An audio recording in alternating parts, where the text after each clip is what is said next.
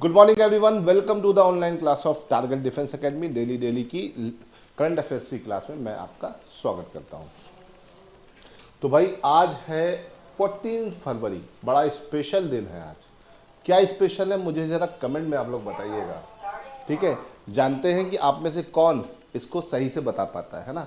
आज 14 तारीख है, तो 14 तारीख में क्या खास बात है ये आप मुझे कमेंट में सब लोग बताइए। तो आज की टॉप करंट अफेयर्स मॉर्निंग की मैं आज आपके साथ डिस्कस करने जा रहा हूं। तो चलिए शुरू करते हैं आज की पहली क्वेश्चन के साथ। पहला क्वेश्चन काफ़ी इंपॉर्टेंट है। Who is the only Indian contender in the FIDE free style chess world championship. तो भैया फाइड की free style world chess championship हो रही है, कहाँ पर हो रही है? जर्मनी में हो रही है। तो उसमें फ्री स्टाइल मतलब काफ़ी अलग तरीके से होता है ये चैंपियनशिप। और इसमें भारत की को रिप्रेजेंट करने वाले व्यक्ति कौन हैं? आर प्रज्ञानंदा, डी गुकेश, अर्जुन अरिगेसी या विदित गुजराती। तो इसमें अगर हम बात करें तो भारत का सिर्फ एक ही कंटेंडर वहाँ गया है और दैट इज अर्जुन, ठीक है। अर्जुन वहाँ गए हैं और लेट्स सी, देखते हैं वो क्या करते हैं, है ना। बहुत इंपॉर्टेंट टूर्नामेंट होने वाला है ये, ठीक है। तो इसे याद रखिएगा। और he was the only sole representative. 8 participant है, उनमें से एक अर्जुन भी है, तो इन्हें याद रखिएगा। देखते हैं क्या होता है, ठीक है। अच्छा होगा, I hope so. India chess में काफ़ी अच्छा कर रहा है। सो क्वेश्चन नंबर 2 की तरफ चलते हैं। ये क्वेश्चन बड़ा अच्छा और यूनिक क्वेश्चन है। An athlete from which country was disqualified from the winter Olympic over the helmet tribute to war victim. तो वॉर विक्टिम को ट्रिब्यूट देने के लिए इनमें किस देश के एथलीट को डिस्क्वालीफाई कर दिया गया? ऑप्शन है रशिया, यूक्रेन, बेलारूस की पोलैंड, है ना।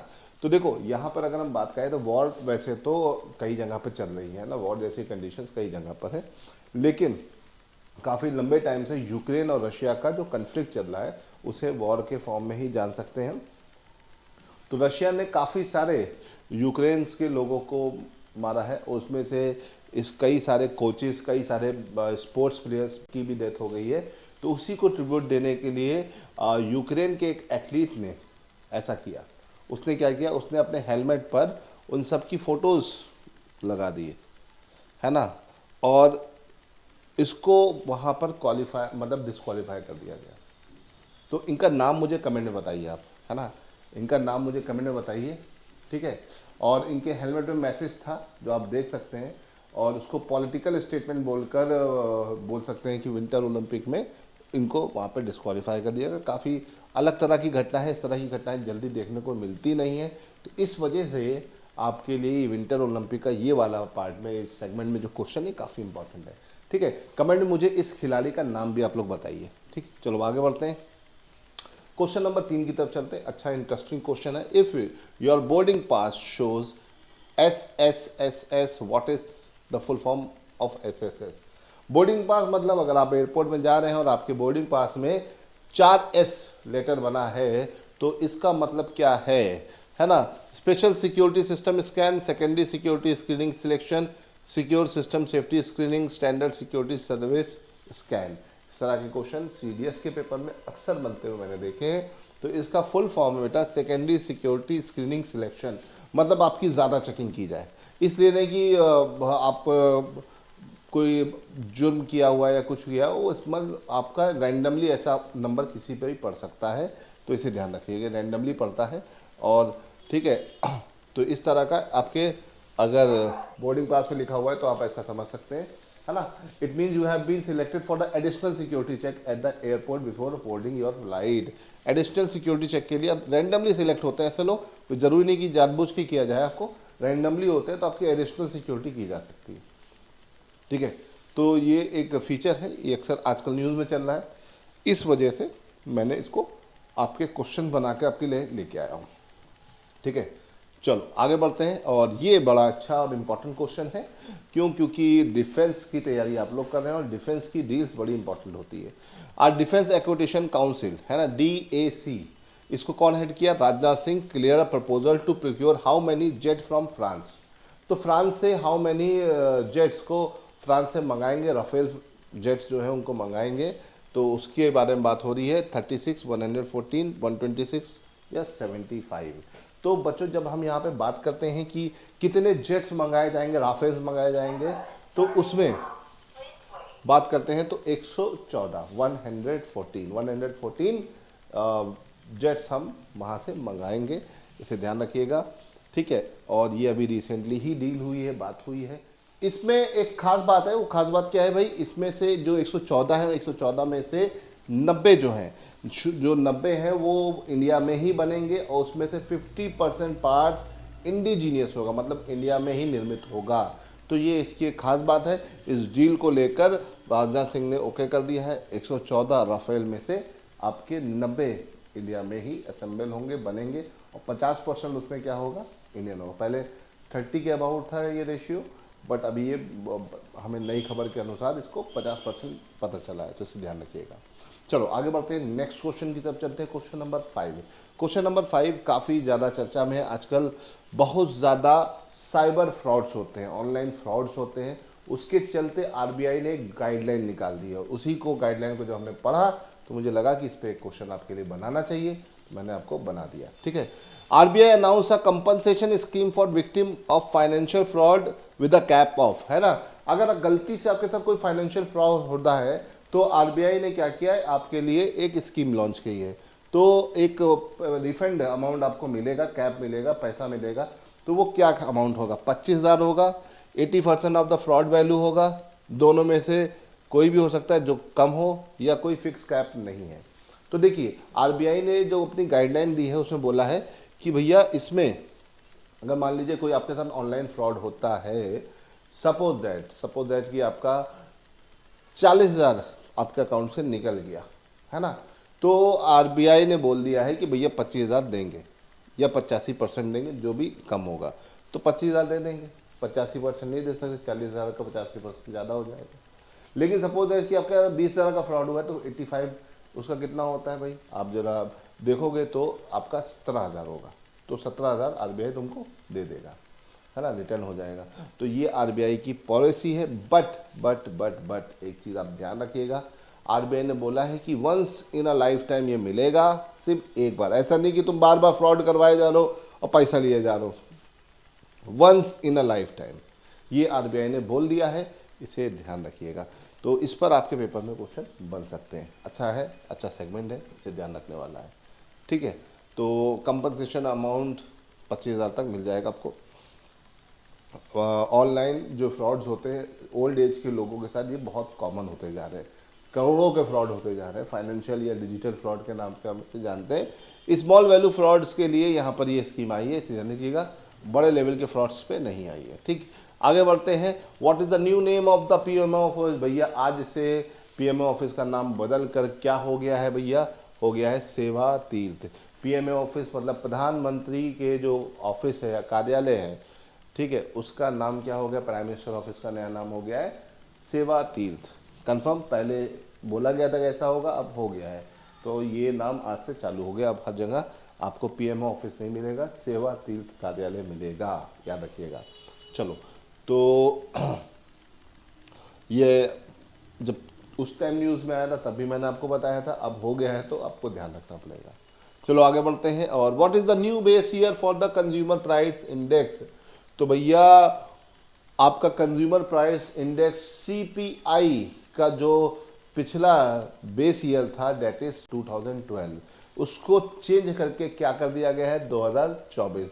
मतलब महंगाई के नए आंकड़े बना दिए गए हैं, जिससे सरकार को का कहना है कि वो नई नई पॉलिसीज लाने में और नई नई चीज़ों को इम्प्लीमेंट करने में उनको आसानी होगी। बट अगर हम 2012 के हिसाब में देखते हो तो महंगाई काफ़ी बढ़ी हुई है। आज भी इसके हिसाब से देखेंगे तो हमें महंगाई उतनी बढ़ी हुई दिखाई नहीं देगी, है ना।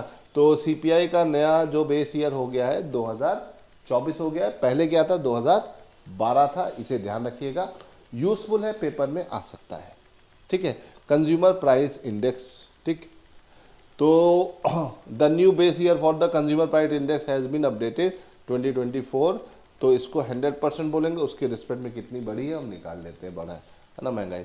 इससे पहले क्या था, 2012 था, ठीक। चलिए आगे बढ़ते हैं, क्वेश्चन नंबर 8 की तरफ चलते हैं। अच्छा सा प्यारा सा बढ़िया क्वेश्चन है ना।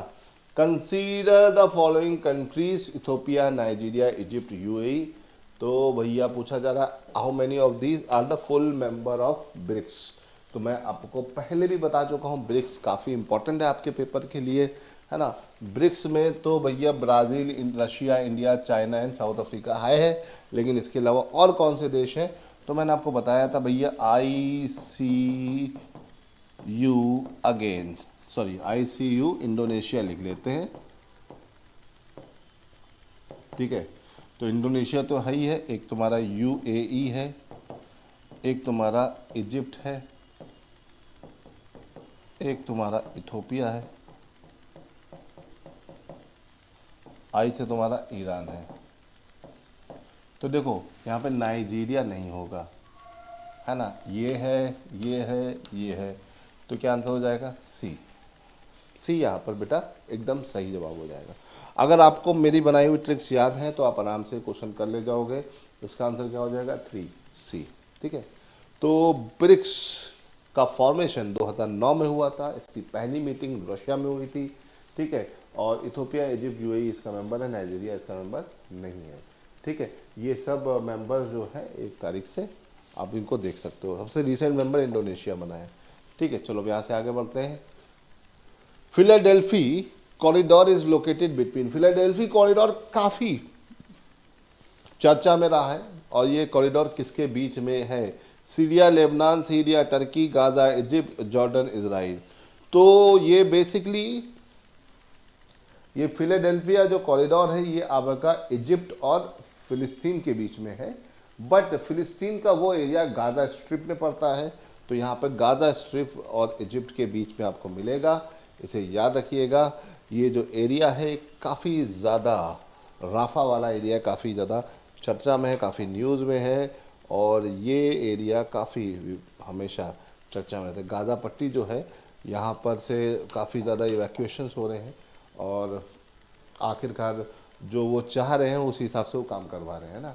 यहाँ से वो जितने भी फ़िलिस्तीन के लोग हैं उनको माइग्रेट करवाना ही इनका मेन मोटिव हो गया, ताकि यहाँ पर भी इजराइल का पूरा कंट्रोल हो जाए, ठीक है। तो ये पहले वेस्ट बैंक और गाज़ा स्ट्रिप 2 एरियाज थे, अब वेस्ट बैंक तो थोड़ा थोड़ा करके उसको भी है, लेकिन गाज़ा स्ट्रिप को पूरी तरह से कंट्रोल कैप्चर ये कर रहे हैं, ठीक है। तो गाज़ा स्ट्रिप हम इसे बोलेंगे, तो यहाँ पर आंसर हो जाएगा Gaza strip and Egypt. It is the narrow strip of land running along the Gaza Egypt border near Rafa.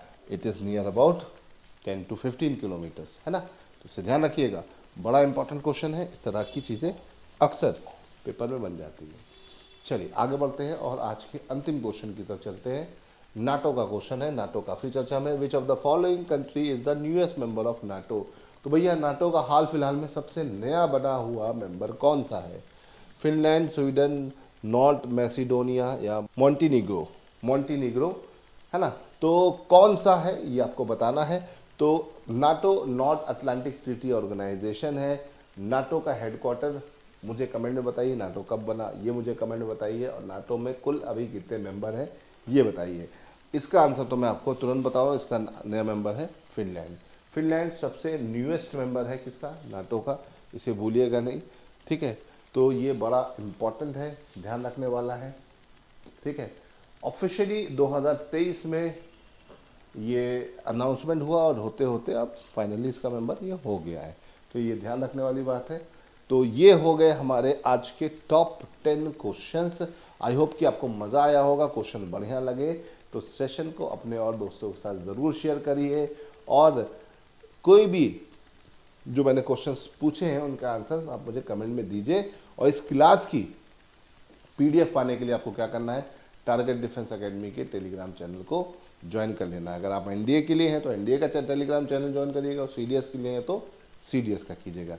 चलो बच्चों, आज के लिए इतना रहने देते हैं, फिर मिलेंगे कुछ और नए करंट अफेयर्स के साथ। टिल देन गुड बाय, जय हिंद।